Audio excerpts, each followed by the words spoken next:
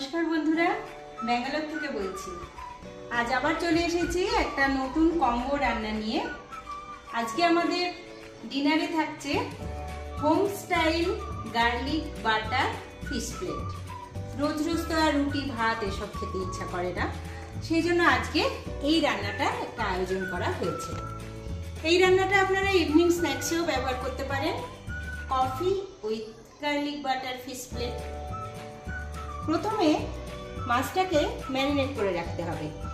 আমরা এখানে মাছটা নিয়েছি 250 গ্রামের মতন, আর সমস্ত উপকরণগুলো এই অনুপাতে নেওয়া হয়েছে। যদি আপনারা মাছটা পরিমাণ বাড়াতে চান তাহলে উপকরণগুলো সেই রকমভাবে বাড়িয়ে নেবেন। এটা আমরা ভেটকি দিয়ে করেছি, কারি কাট ভেটকি। এটা বাসা দিয়েও করা যায়। ম্যারিনেট করার জন্য আমরা নিচ্ছি প্রথমে 1.5 চা চামচ সাদা তেল। যে কোনো সাদা তেলেই করতে পারেন। পিনাট অয়েল, অলিভ অয়েল, আমরা এখানে অলিভ অয়েল ব্যবহার করেছি। এরপরে আমি নেব একটা এগ হোয়াইট, অর্থাৎ একটা ডিমের সাদা অংশটা। 1 টেবিল চামচ ময়দা, প্লেন যেটা ময়দা হয়।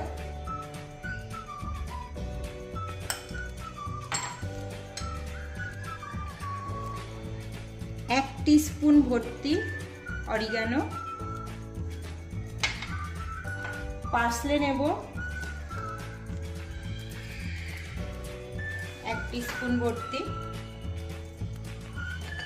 পার্সলে না থাকলে ধনেপাতাও ব্যবহার করতে পারেন, ফ্রেশ ধনেপাতা। আর নেব 1 টিস্পুন কালো মরিচের গুঁড়ো।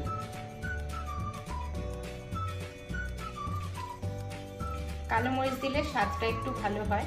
অনেকে সাদা মরিচ দিয়ে করেন, কিন্তু কালো মরিচ দিলে স্বাদটা একটু ভালো হয়। আর নেব স্বাদ মতো নুন।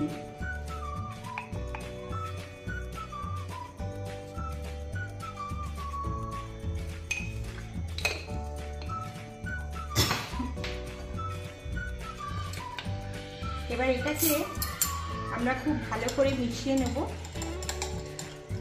যাতে ময়দাটা এগ হোয়াইটের সঙ্গে খুব ভালোভাবে মিশে যায়, কোনো রকম দলা পাকানো অবস্থা না থাকে।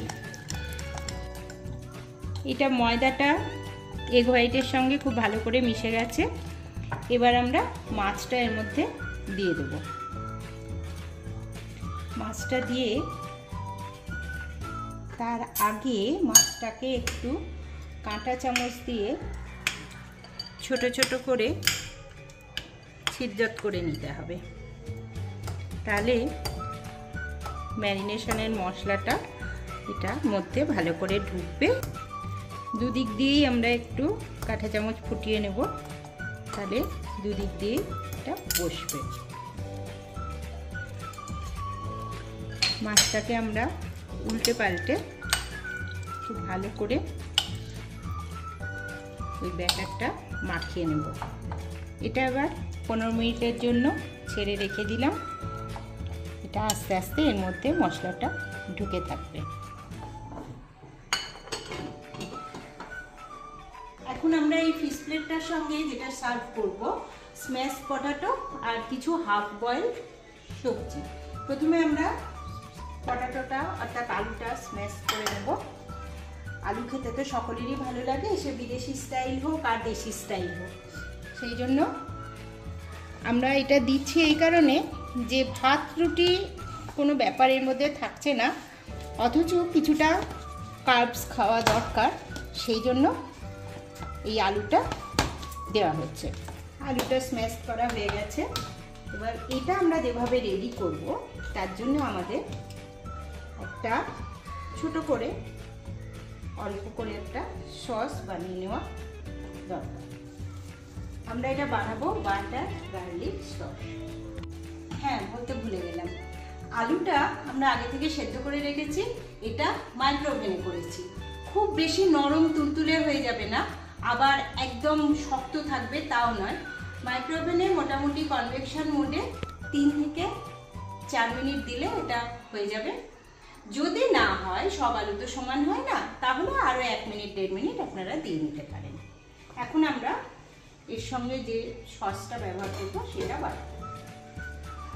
প্রথমে আমরা ফ্রাই প্যানে কিছুটা মাখন দেব। মাখনের পরিমাণটা দেখুন, মোটামুটি এরকম একটা 10 গ্রাম থেকে 15 গ্রামের মতন মাখন দিয়েছি।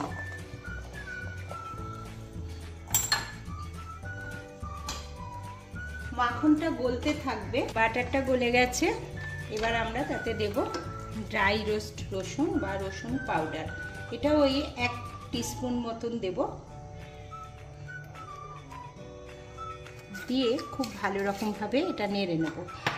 আজ রসুন পাউডার আজকাল দোকানে কিনতে পাওয়া যায়, আমি ব্যবহার করেছি কেয়ার রসুন পাউডার। এর সঙ্গে দেব আমি পেঁয়াজ শাক, কিছুটা কুচনো ছিল, 1.5 টেবিল স্পুনের মতো। এটা খুব ভালো করে ভাজা হলে পরে আমি এর সঙ্গে দেব অল্প একটু নুন। নুনের পরিমাণটা সবসময় একটু বুঝে দিতে হবে। পেঁয়াজ শাকটা যখন একটু ভাজা ভাজা মতন হয়ে আসবে, তখন আমরা দেব কিছুটা পরিমাণ দুধ। দুধটা আমি সবটা একসঙ্গে দেব না, আলুর পরিমাণের সঙ্গে দুধ বেশি হয়ে গেলে তখন আবার মুশকিল হবে। অল্প একটু দুধ দিয়ে যখন খুব ভালো করে এটা ফুটে উঠবে, তখন আমি এর মধ্যে আলুটা দিয়ে দেব।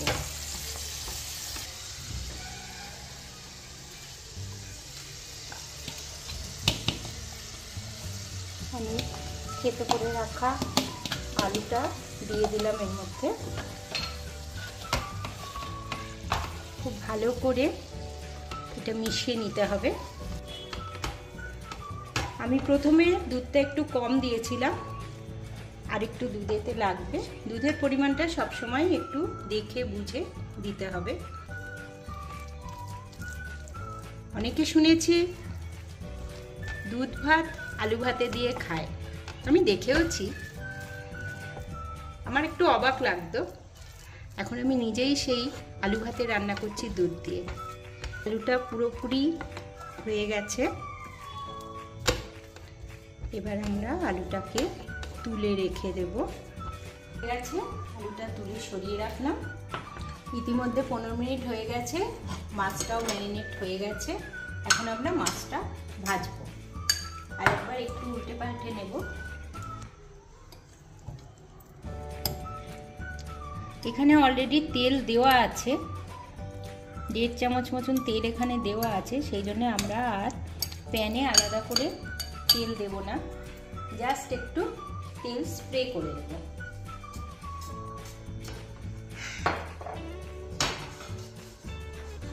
আমরা ওই প্যানটাই ইউজ করেছি যে প্যানে আমরা আলুটা করেছিলাম, ফলে অলরেডি প্যানটা একটু গ্রিজি আছে।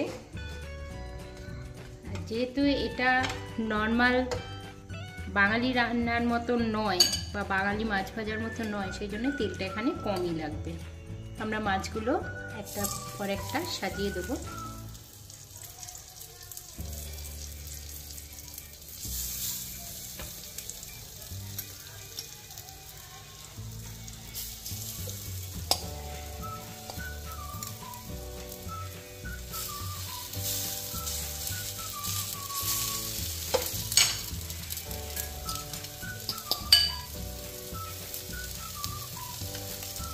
ম্যারিনেশনের মশলাটাও আমরা মাছের গায়ের উপর দিয়ে দেব।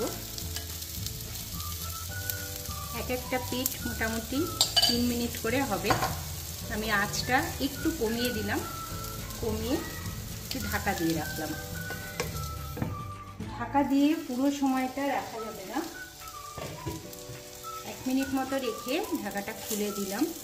খুলে দিয়ে মাছটাকে হালকা করে একটু চেপে চেপে দিলে আর এক পিঠটা হয়ে গেছে ইতিমধ্যেই, মাছটা একটু উল্টে দেব।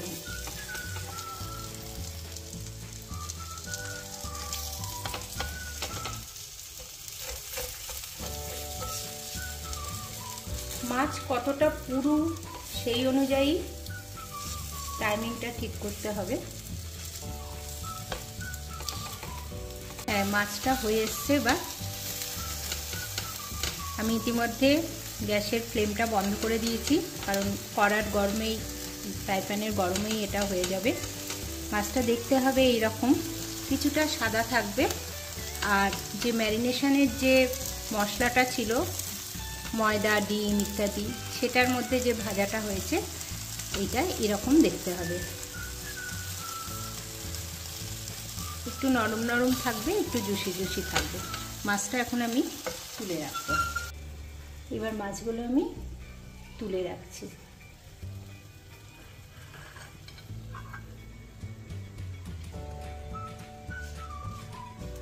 একটু মাছের গা থেকে বোঝা যাচ্ছে একটা জুসি ভাব রয়েছে।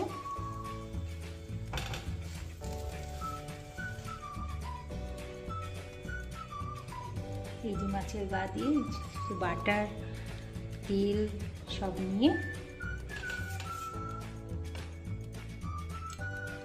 মাছটা হয়ে গেল। মাছটা তুলে রাখ।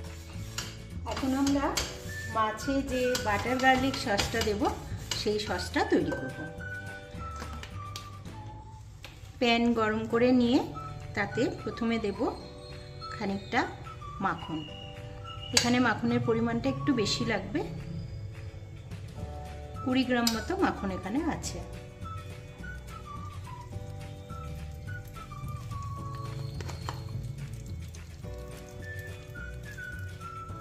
মাখনটাকে আগে গলিয়ে নেব ভালো করে।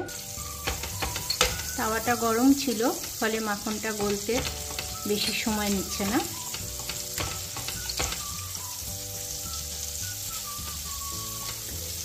এবার আমি দিয়ে দেবো থেঁতো করা রসুন।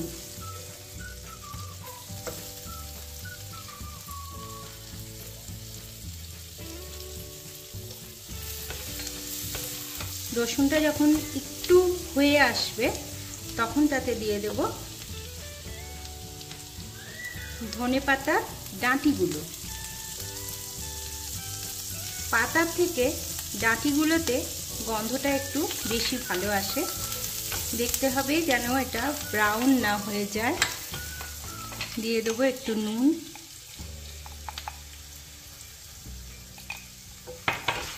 আর দেব লেবুর রস। এখানে 2 টেবিল স্পুন মতো লেবুর রস আছে। গ্যাসের আঁচটা বন্ধ করে দেব, কারণ তাওয়াটা অলরেডি গরম আছে, সেই গরমেই এটা হয়ে যাবে। হয়ে গেছে সসটা। এবার এটাকে আমরা রেখে দেবো এইভাবে। এবার আমরা প্লেটটা সাজিয়ে নেব। সসটা হয়ে গেছে, প্লেটটা এখন সাজাবো। প্লেটটা সাজানোর জন্য আমরা আগেই বলেছি, এটা হচ্ছে স্ম্যাশড পটাটো এবং কিছু হাফ বয়েল ভেজিটেবল লাগবে। তাই এই সবজিগুলো আমাদের ঘরে ছিল, আপনারাও ঘরে যা সিজনাল সবজি থাকবে তাই দিয়েই করতে পারেন। তো ব্রকলি, গাজর, টমেটো, কড়াইশুঁটি আর জুকিনি। জুকিনি অর্থাৎ ইংলিশ কুকুম্বার যেটাকে বলা হয় আর কি। আমরা এই আলুটাকে একটু সুন্দর করে রেখেছি, দেখতে ভালো লাগবে। এর মধ্যে প্রথমে আমরা দেব একটু অলিভ অয়েল। সামান্য অলিভ অয়েলের উপর ছড়িয়ে দেবো।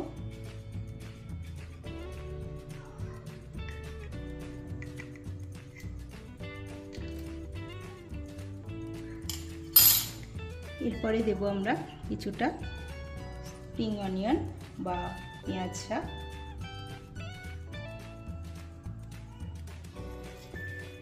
হালকা মরিচ গুঁড়ো দেব। 5টা রাখবো।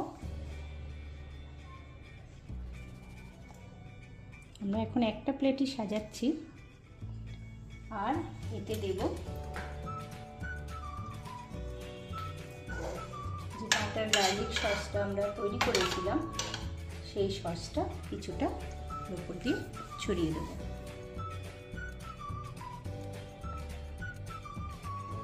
সাধারণত বাঙালি রান্নায় রসুন বেশি পড়ে না, কিন্তু রান্নাটার নামই যেহেতু butter garlic sauce fish plate, সেই জন্য আমরা এখানে রসুনটা একটু বেশি পরিমাণে দিয়েছি। আমাদের প্লেট রেডি। এটা একটা complete food plate, carbohydrate, protein আর ফাইবার। অবশ্যই বাড়িতে বানাবেন, আর কেমন লাগলো জানাতে ভুলবেন না কিন্তু। তাহলে আজকের মতন টাটা।